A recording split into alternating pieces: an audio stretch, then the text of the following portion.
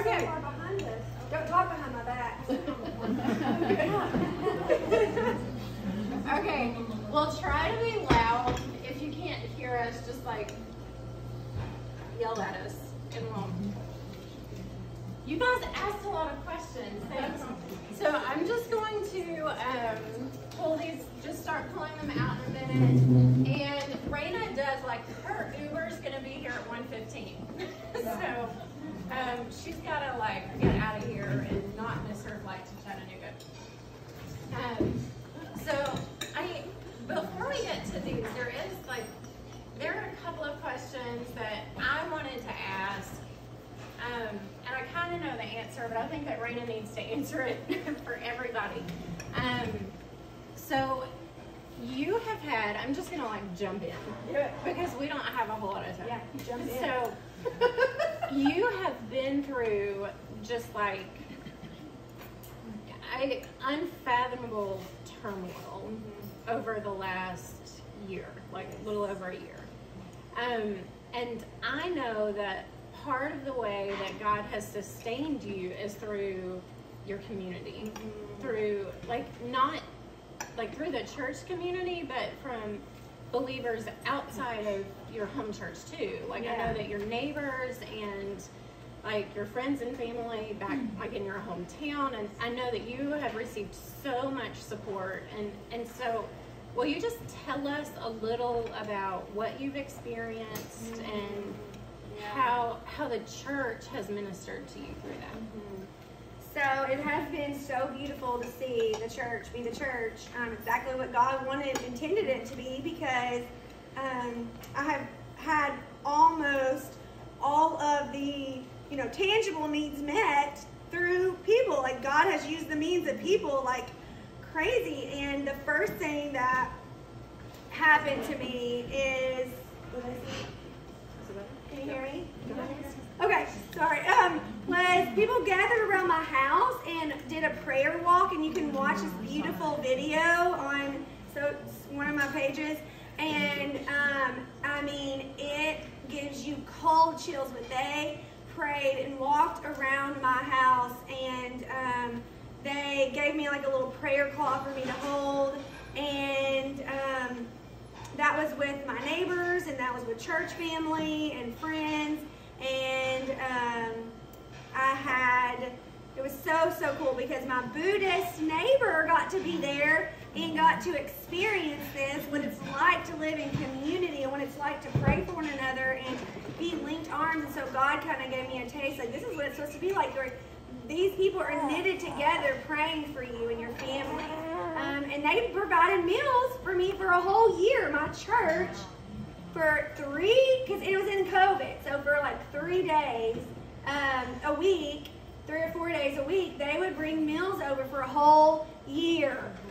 And if that doesn't surprise you, if that doesn't make your jaw drop, another beautiful thing is because of COVID, I couldn't like go out to eat, and my immune system was really suppressed, so there were just 3 or 4 ladies who were quarantining for me, staying at home to cook. They were choosing to quarantine anyways. It was kind of something they wanted to do, but they also wanted to serve. They're like, well, we have this time in my home, and I want to bless and give to others. And so they cooked for me, and then I would have another guy go pick up the meals and drive it to me. So I had my own personal Uber, and he was I know, right? Some Grubhub. It was amazing. And so my church family just like dove in, and I was telling Jen, it was really cool because I was able to get like, everyone messages you when you're grieving, when you're going through trials, like, how can I help you? And I'm that way too. I want to help you. What can I do? And it's so hard because it's like, I don't know what I need. I don't know what I want. I don't even know what's going on. I don't even know who I am. I didn't even know where my gallbladder, my colon, or my liver was. I'm like, I don't know what's happening. And so it was neat because of the relationships I've already created in my church. They already knew me, so they knew things that I would want or like or need. And so that creating that relationship in the church and having that community before the storm came was huge, huge, huge, huge for me. So I definitely encourage, a friend of mine said it this way, and I've never been able to shake this off. When you walk into church, or when you walk into a room like this, be the woman that walks in and says, you're there. Don't walk into a room and say, I'm here. I'm here, who's gonna talk to me? Someone noticing me? Does anyone know what I've gone through? Why is no one asked to pray for me? Doesn't people know I have cancer? Walk into a room and say, oh, how's your mom doing? Oh, I love your shirt. Walk into a room and be like, you're there. You're by yourself. Can I sit with you? You know, don't walk in a room and say, I'm here. Woe is me. I'm going to go in church late and I'm going to leave early because I don't want anyone to talk to me, because you're missing the blessings. You're missing the point. Church and community is not about you. It's about Jesus. But we make it about me. And it's so frustrating because I do the same thing. But I'm like, that's so bad. Don't do that. So, yeah, community has been huge. Huge, huge, huge. Yes, it has. There's so much more. There is. Like, so much more. I've heard stories of how people have, like, there was a rotation to, like, keep your kids, and there was like people keeping your kids, and people bringing you food, and people praying for you, and you had like a WhatsApp group, and you would send a message every time you took your chemo pills. Yes. So we would like pray for her like every pill. We were praying. So the body just came around you. But I think it's beautiful how your local church did that, but also it wasn't just the local church. It was just believers all like Mexico, and you had them like around the world. I know. I was like, I don't even know where that is. So I think that it's an encouragement to us to know you that guys fasted for us, for me, my family, your church. Yeah. So we did. Yeah. So so it's just beautiful. And I know that some of you have been following Raina's story and what's been going on. Yeah. So, all right, I have another question, but I'm going to wait. I'm going to do these. Okay. Excited. That's fine. Yeah. Also, we're racing the clock, too. All right. Ooh. These questions are for Rhonda. Oh, no mama questions. I might cry. Are you willing? I may cry. Okay. She What? will. All right, you can say no. Because she volunteered to do this. What has God taught you most through your daughter's cancer journey?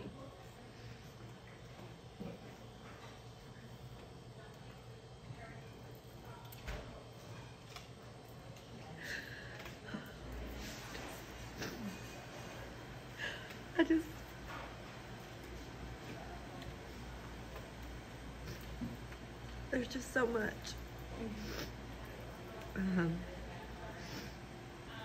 If you all have followed her, she has the joy of the Lord in this terrible, terrible situation. It's God has something He's using through her, and it's the worst news you'll ever hear. It was the worst thing we went through, and then you had to deal with COVID, and we couldn't go in with her to the hospital. We couldn't hear the doctors talk to her. We would sit out in the car and FaceTime with the doctors while she's in there. You can't hug her. You hear these terrible statistics. But I don't know. I think more importantly, it's taught that we should tell each other we love each other more. My best friend just lost her husband 2 nights ago with a heart attack. Only like 54. So that's why I'm also a little emotional. I'm not there with her, but you can't tell people you love them enough. And that's one of the things my son growing up, I have a 16-year-old still at home, and he's just like, why do you always tell people you love them? And I'm like, he's like, Mom, you don't even really know them. And I'm like, but I love them. I do. I truly love, you know? And he's like, okay, that's just sort of weird. But anyway, that's a teenage boy for you. But that's, I guess, I've learned so much. She's inspired me, and that's the other thing. No matter where I go, if her name's brought up, or even in our little small town, I mean, now that we're starting to get out some now after COVID, people just come up, and it's just, she's the most inspiring person. She gives me hope. I'm starting to read the Bible. I'm starting to come back to Christ now. I never thought about things like she explains it, and just there's so much I can't even, but I appreciate the question. I'm sorry I got emotional.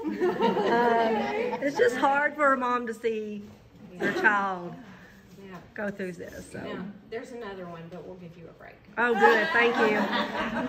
Whew. All right. What has been the hardest thing during cancer? Oh man, probably the taking care and knowing my new role, because it was such like a quick change, you know. It's like I was a stay-at-home mom and I had this routine that I went by, this schedule. I love a schedule. I love to know, like at 7 a.m. I'm reading, 8 a.m., you know, I'm walking outside with the kids and taking them to school or whatever. And it was just like, I didn't have time to like transition into this change, you know? It wasn't like the dating, engagement, marriage thing that you kind of prepare yourself for. It was like, boom, you have cancer, go home, lay down, have surgery, go home, lay down. You can't really be a stay-at-home mom. Now we got to get your kids. I was homeschooling one of my children. Now we got to put him in school. The baby's going to have another babysitter, a caretaker. Your husband has to quit his job.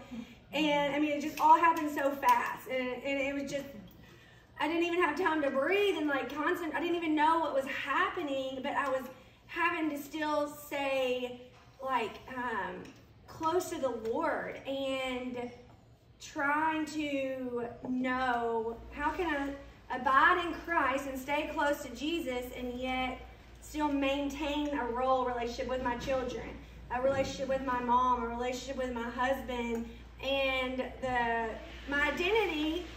As a mom, as a woman, it gets so into what we're doing. So whether it's I keep my house clean, I have a really good house cleaner, or you know I'm a good house cleaner, or it's whatever we put our identity. I'm good at studying, I'm good at planning, I'm good at being on time. You know, we kind of get our identity in these things, and it was all just kind of like wiped from me.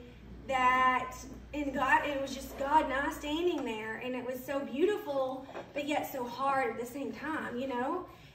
Just all of the changes, and I'm still trying to figure out how to have a role as a mom, yet not being able to be the mom.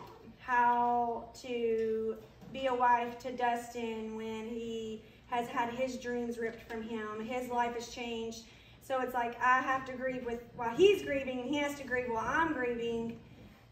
Yet we've got 1,000 things going on, and that has just been really hard. It's been the hardest thing, I think, honestly, is just to learn how to be a godly wife, a godly mom, a godly church goer, godly daughter, and to do all of that when all of the roles have been changed. Everything's just different. It's been so... It's been really hard. And just to be able to take that, what everyone's telling you, all the advice that people want to give you has been amazing, and a lot of opinions.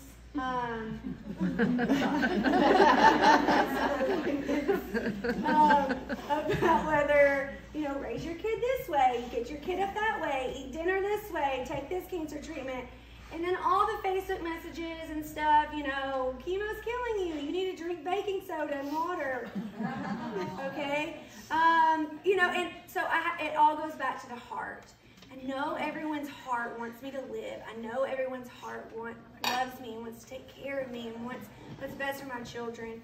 And so really having to just take all these opinions while I'm suffering and drowning myself, all of this advice, and just say, everyone's heart has pure motives.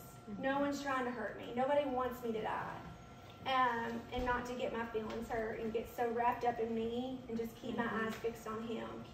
You know, and that's the eyes on you mug that I have, is because that's what God kept teaching me is, you know, glance at the storm and gaze at Jesus. Glance at the storm, at the circumstances, at the cancer, at the what ifs, and gaze upon Jesus and stay there, and I will not drown. So it's like all this, Jesus. It's a good question. Yeah. When I heard how the chemo was affecting you and how much you were in bed, you called it your chemo grave. Yeah. Because like you would be in bed so much, and guys, like, this is Raina all the time. Like, always doing, always serving. So I thought that's got to be just awful for you. That's hard. But I know that God brought blessings through that as well. So, all right.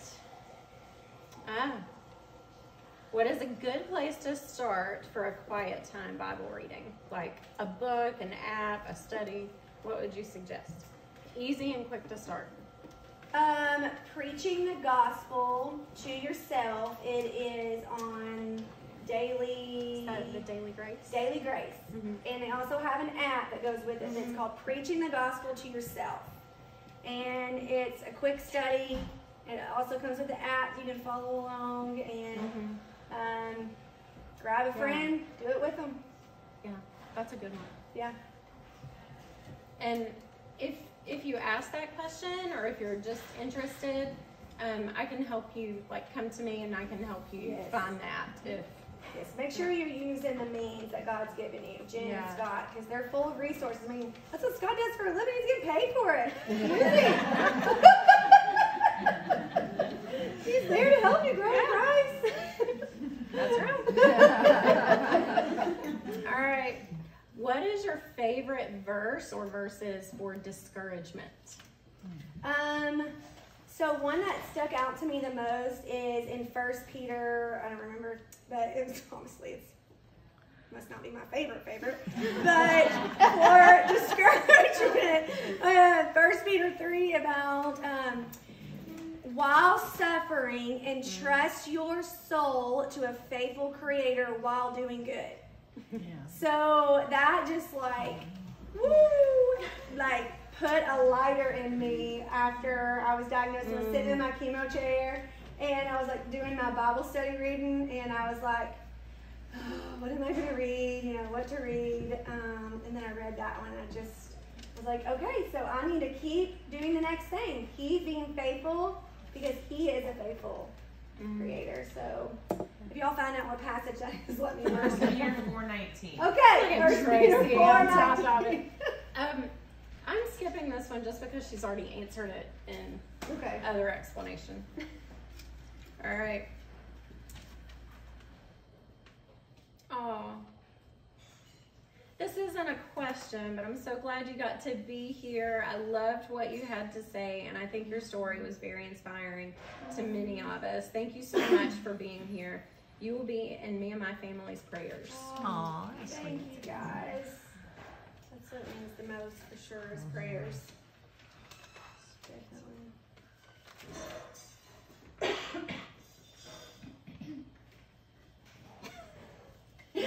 Where do you and your mama get your cute flowery clothes? Oh, yeah, she always tries to match me. It's so weird. She does. She'll look at what I'm wearing and then she'll match. You are lying.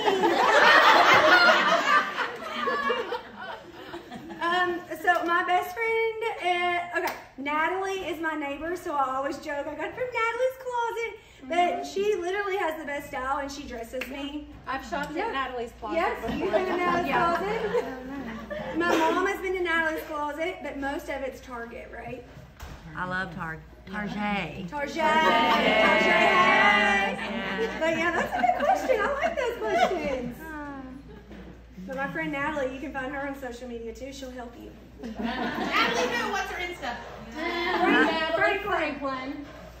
Natalie Franklin? Yep. All right, this has nothing to do with anything from the weekend, but Raina's pastor called Natalie for suggestions about a purse for his wife. It's like her spiritual gift That's is what what? I told her. I said shopping. I said, Natalie, your spiritual gift is shopping. I mean, pastor never called me and asked me what to buy their wife. Okay, this is a serious question. Okay, back to All right. serious. Are you scared of having cancer, or do you feel like God has strengthened you to not be scared? Oh man, terrifying. It is terrifying. I told my husband last time we heard out about the liver of his second coming back, I was like, I feel like I'm in a haunted house and on a roller coaster. Like, cause like you're just constantly scared. You know how like haunted houses are created? You go around a corner, you're like, ah! And you go around another corner, you're like, ah! But you know it's coming, right? Cause you're in a haunted house. And that's what I feel like. It's like, okay, I know scary stuff's gonna come at me because I'm in cancer. I'm in this season, but every time I go in the doctor's office and I'm like, oh, what you gonna do? Oh, what you gonna say? And so I said, there is no better explanation because cancer, it's not like, you know, this thing that you can do like with Tylenol. Like almost always you're gonna take that Tylenol and you know it's gonna work. You know it's gonna, and you just can't do that with cancer, and it's so scary. And so I have learned that. I was speaking with a sweet girl yesterday about how David Platt has encouraged my heart and said, so the sin is not the temptation. The sin is not that you're scared, because God gave us those feelings, right? So, okay, so David Platt didn't say this part. Another woman named Maurice for me. I told you most of the things that I know, I steal from other people. She said that the emotions are good things. God created us to be scared. God created us, you know, to have these defense mechanisms and to kind of like be able to respond in the right way. Well, I kept doing this thing where I was like, oh my gosh, I'm having anxiety. This is sin. I can't do this. Why am I sinning? I have cancer. I need to not be sinning because of cancer. And, you know, like your mind is just going all over the place. And it was such a blessing to hear David Platt say the thought of that, you know, like you have cancer, it could spread. The temptation thoughts is not the sin, it's the reaction and how we flirt down the line of those thoughts that becomes sinful. So, for example, the thought, okay, I'm scared, I don't like this, I don't want to do this, I want my babies to have a mommy. I want my mom to be able to have me until, like, I want to be there to take care of my mom, you know, when she's old. Like, I don't want these roles to be switched. I don't want my mom to have to take care of me right now. Like, everything that was just so hard. But so those thoughts that just pop in my mind weren't the sin, but what can cause sin is when I flirt with, well, if my husband has to get a new girlfriend because I'm dead, then which girlfriend is he going to choose? And then if it's her, and then I don't even like her, and I know which one he's going to pick, and she ugly, and you know what I'm saying? Like, you just get crazy. You just have all these crazy thoughts. So that's when you're flirting down the line, then keep drowning, that's what becomes like this sinful thing. And so the Lord has truly just said, that saying, stay in the moment. Today, you have only enough mercies for today. Tomorrow, you don't have enough mercies for tomorrow. You have what you need for today. And so that's been a huge gift for me. But yeah, it's very scary. I'm very scared for sure. So when you were talking about sin, it brought to mind James 1. So where James talks about being lured by our own desires